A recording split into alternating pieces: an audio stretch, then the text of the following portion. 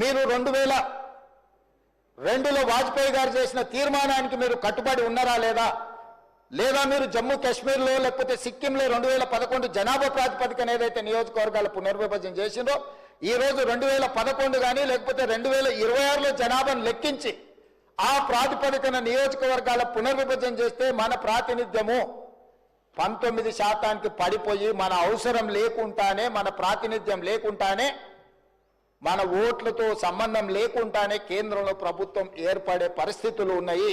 ఆ పరిస్థితిని కల్పించుకోవడానికి కేంద్రంలో అధికారంలో ఉన్న రాజకీయ పార్టీ ఈ రోజు ఒక ప్రణాళికబద్ధంగా దక్షిణాది రాష్ట్రాల మీద దాడి జరుగుతున్నది అధ్యక్ష.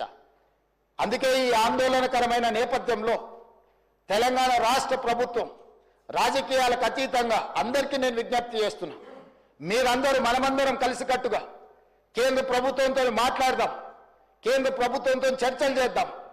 కలిసి వస్తే కలిసి వస్తుంది, కలిసి రాకపోతే మన అందరం ఒక పోరాటాన్ని నిర్మాణం చేసుకోవాల్సిన అవసరం ఉంది.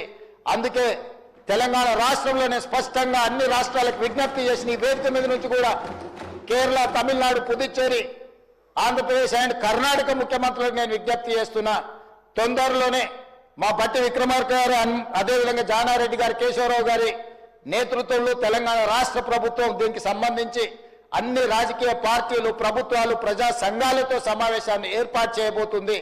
దానికి మీరు అందరూ రాండి. ఆ సమావేశంలో మనందరం కలిసి మన యొక్క ఆవేదనను, ఆలోచనను, భవిష్యత్తులో మనకు జరగబోయే నష్టాన్ని ఏ విధంగా పూడ్చుకోవాలనో, ఏ రకంగా కేంద్ర ప్రభుత్వంతో మనకు కావలసిన అంశాలను పరిష్కరించుకోవాలనో దానికి అందరూ సహకరించాలి.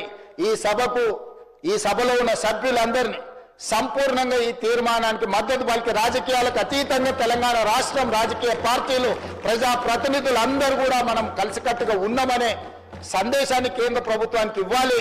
తమరి అనుమతితో వీళ్ళందరినీ కూడా దీన్ని ఆమోదించవలసిందిగా కోరుకుంటూ మీ దగ్గర సెలవు తీసుకుంటున్నాను అధ్యక్ష.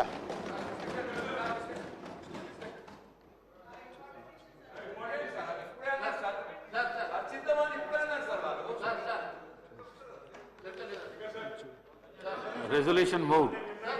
The question is that